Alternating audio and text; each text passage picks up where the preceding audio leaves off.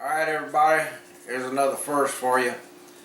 I was down there on the lower Guadalupe. We got crabs coming into that fresh water. And so we caught a few of them. And my son, Chad, he got in my air fryer. I said, son, you ever air fry any of them crabs? He said, no, not yet.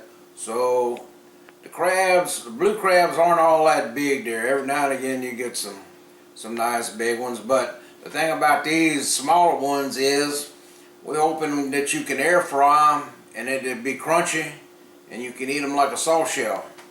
My grandson Hunter here, he can't wait to dig into them. He's all anxious, but I think we're gonna go and crack some crab claws and feed him just that meat instead of let him chew on these bodies. So we're gonna go ahead and go on out there. We put High Mountain chili seasoning on some and High Mountain taco seasoning on the other ones just because we was in Texas. So let's go see how this experiment turns out. You ready? Hunter, he be ready. Alright, here we go. It's my son. He's gonna load it into this air fryer. It's gonna be interesting to see how this turns out. It's not like it cost us a lot.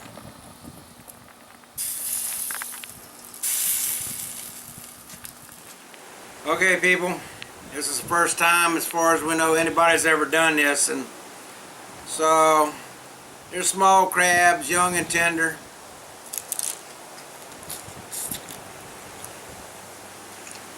You can see I ate the shell and all, and there ain't no soft shells either. Alright people, stick around, I'll show you something new and interesting next time around. Thanks High Mountain, it tastes good.